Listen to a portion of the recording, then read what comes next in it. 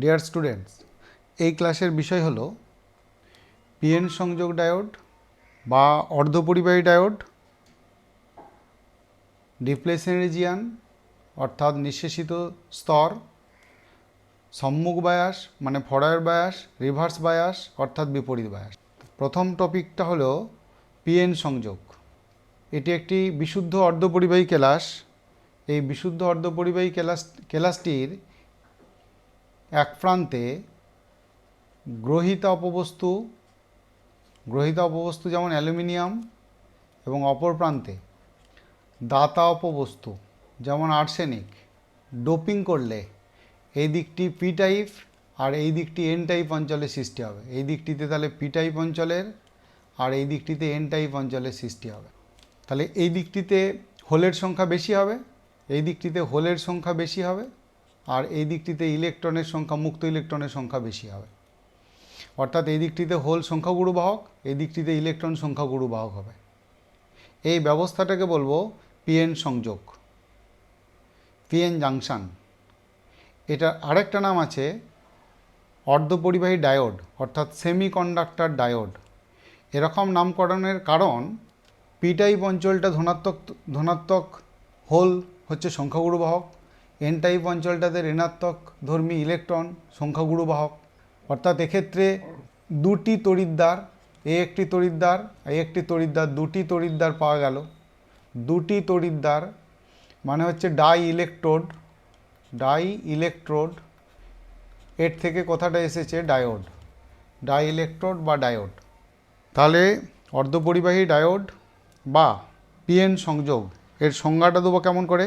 কোনো বিশুদ্ধ অর্ধপরিবাহী কেলাসের একদিকে গ্রহিত অপবস্তু এবং অপর দিকে দাতা অপবস্তু দ্বারা ডোপিং করলে পিএন সংযোগ ডায়োড বা অর্ধপরিবাহী ডায়োড পাওয়া যায়। ওকে, এই অনুযায়ী সংজ্ঞাটি তাহলে লিখবে নিচে যেমন দেওয়া হলো।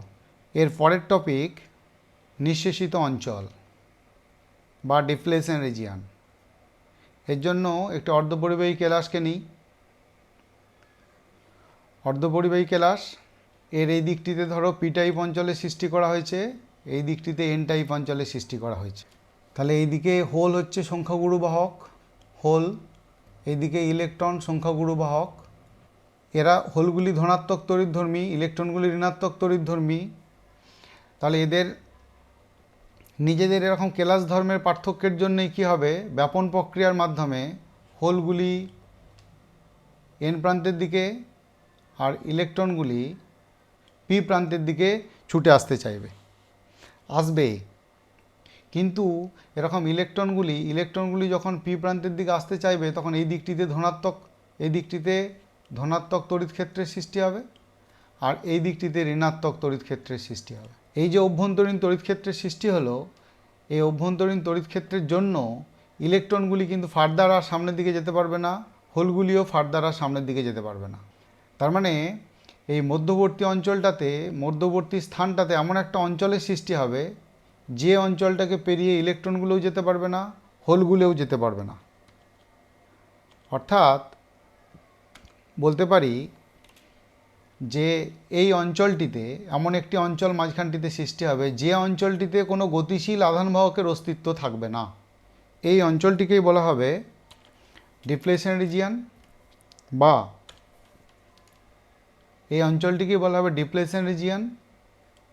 বা পোটেনশিয়াল ব্যারিয়ার। ওকে, তাহলে অর্ধপরিবাহী ডায়োডের পি টাইপ ও এন টাইপ এদের কেলাস ধর্মের পার্থক্যের জন্য অভ্যন্তরে একটি তড়িৎ ক্ষেত্রের সৃষ্টি হয়, যার ফলে উহাদের সংযোগরেখার উভয় পাশে এমন একটি অঞ্চলের সৃষ্টি হয় যে অঞ্চলটিতে কোনো গতিশীল আধানবাহকের অস্তিত্ব থাকে না। অর্থাৎ যে অঞ্চলটিকে অতিক্রম করে হোল বা ইলেকট্রনগুলি পেরিয়ে যেতে পারে না, ওই অঞ্চলটিকে বলবো নিঃশেষিত অঞ্চল বা পোটেনশিয়াল ব্যারিয়ার। ভাষা দিয়ে বলতে পারি, এখানে পোটেনশিয়াল ব্যারিয়ারের যতটা চওড়া, মানে নিঃশেষিত অঞ্চলটা যতটা চওড়া, ওইটাকে বলবো পোটেনশিয়াল ব্যারিয়ারের হাইট। কোনো সময় যদি নিঃশেষিত অঞ্চলটা একটু কম চওড়া হয় তাহলে বলবো যে পোটেনশিয়াল ব্যারিয়ারের হাইটটা কম। আবার কোনো সময় যদি এটা বেশি হয় তাহলে বলবো পোটেনশিয়াল ব্যারিয়ারের হাইটটা বেশি। বিভব প্রাচীর বা পোটেনশিয়াল বেরিয়ার। ওকে, তাহলে সংজ্ঞাটি দেবে কেমন করে? অর্ধপরিবাহী ডায়োডে পি ও এন টাইপ কেলাস ধর্মের পার্থক্যের জন্য উহাদের অভ্যন্তরে যে তড়িৎক্ষেত্রের সৃষ্টি হয় তার ফলে পি ও এন অঞ্চলের সংযোগ রেখার দুপাশে যে সরু স্তর গঠিত হয় সেই স্তরটিতে কোনো গতিশীল আধানবাহকের অস্তিত্ব থাকে না। ওই স্তরটিকেই বলে নিঃশেষিত স্তর। এই অনুযায়ী তাহলে সংজ্ঞাটি লিখবে। সংজ্ঞাটি দেখো ওই অনুযায়ী লেখা আছে। ওকে, নেক্সট এবার যাই বায়াস। বায়াস মানে কি জানো? বায়াস মানে হলো অর্ধপরিবাহী কেলাসটির সঙ্গে বা পিএন সংযোগটির সঙ্গে ব্যাটারি যুক্ত করার ধরন। বায়াস দু রকমের হয়, সম্মুখ বায়াস আর বিপরীত বায়াস। এখন প্রথমে সম্মুখ বায়াসে আসব। ধরো এটি পিএন সংযোগ, এটি এই দিকটি পি, এই দিকটি এন, মাঝের জায়গাটি ডিপ্লেশন রিজিয়ান। ওকে, এখন এই দিকটাতে বাইরের থেকে তড়িৎক্ষেত্র প্রয়োগ করে ঋণাত্মক বিভব দেওয়া হলো। এই দিকটা ঋণাত্মক বিভব, এই দিকটিতে ধনাত্মক বিভব দেওয়া হলো। তাহলে একটা ব্যাটারি যোগ করব। ব্যাটারি যোগ করলে এরকম করে ধনাত্মক বিভব ও ঋণাত্মক বিভব দিয়ে দেওয়া যাবে। এতে কি হবে? এতে ওই যে হোলগুলি এইদিকে আকৃষ্ট হয়েছিল, এখানে যে অভ্যন্তরীণ তড়িৎক্ষেত্রের জন্য হোলগুলি আকৃষ্ট হয়েছিল, বাহ্যিক তড়িৎক্ষেত্রের প্রভাবে ওই হোলগুলি আরও সামনের দিকে যেতে পারবে। ঠিক সেরকম এখানে ইলেকট্রনগুলি অভ্যন্তরীণ তড়িৎক্ষেত্রের জন্য আকৃষ্ট হয়েছিল।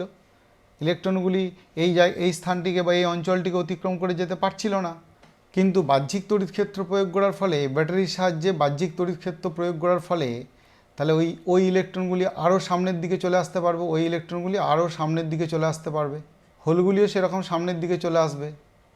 অর্থাৎ এক কথায় হলো কি, নিঃশেষিত অঞ্চলে বেধ কমে যাবে, উইথটা কমে যাবে, বা বলতে পারি পোটেনশিয়াল ব্যারিয়ারের হাইটটা কমে যাবে। তাহলে এরকম যদি কমে যায়, আরও যদি বেশি বিভব প্রভেদটা প্রয়োগ করি, এর মানটা উচ্চ করি, বিভব প্রভেদের মানটা যদি আরও উচ্চ করি, তাহলে এই পোটেনশিয়াল ব্যারিয়ার হাইটটা আরও কম হয়ে যাবে। তার মানে তখন অর্থাৎ এরকম করে যদি যুক্ত করি, তাহলে প্রথমত হলো এরকম করে যুক্ত করলে বলবো যে সম্মুখ বায়াসে যুক্ত আছে। এরকম করে যুক্ত করলে বলবো পিএন সংযোগটি সম্মুখ বায়াসে যুক্ত আছে। এক্ষেত্রে যেহেতু পোটেনশিয়াল ব্যারিয়ারের হাইটটা কমে যাচ্ছে, তখন ইলেকট্রনগুলি ওই ব্যারিয়ারটাকে অতিক্রম করে পেরিয়ে চলে যেতে পারবে। ইলেকট্রনগুলি যদি ব্যারিয়ারটিকে অতিক্রম করে পেরিয়ে চলে যায়, তাহলে তড়িৎ প্রবাহ পাওয়া যাবে, তখন বর্তনীতে তড়িৎ প্রবাহ পাওয়া যাবে। যত বিভব প্রভেদ বাহ্যিক তড়িৎক্ষেত্রটা যত বাড়াবো, ওকে, পোটেনশিয়াল ব্যারিয়ারটা তত হাইটটা কম হবে, হাইটটা তত কমে যাবে। তাহলে পোটেনশিয়াল ব্যারিয়ারের হাইটটা তত কমে যাবে এবং তড়িৎ প্রবাহ মাত্রার মানটা তত বাড়বে। তাহলে সম্মুখ বায়াস, তখন আমরা ছবিটা আরেকবার এঁকে রেখেছি, পোটেনশিয়াল ব্যারিয়ারের হাইটটা কমিয়ে এরকম আরেকবার এঁকে রেখেছি। দেখো, পোটেনশিয়াল ব্যারিয়ার হাইটটা কমে যাবে বলছি যদি বিভব পার্থক্যটা এরকম করে প্রয়োগ করি। তাহলে সম্মুখ বায়াস ব্যাপারটা কী এলো?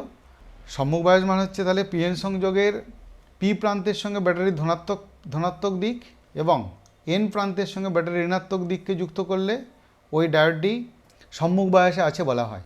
এক্ষেত্রে পি আর এন টাইপের কেলাস ধর্মের পার্থক্যের জন্য উহাদের মধ্যবর্তী স্থানে যে বিভব প্রাচীরের সৃষ্টি হয়ে থাকে, সেই বিভব প্রাচীরের উচ্চতা অনেকটা কমে যায় এবং বর্তনীতে এন টাইপ অঞ্চল থেকে পি টাইপ অঞ্চলের দিকে ইলেকট্রনগুলি তখন পেরিয়ে যেতে পারে।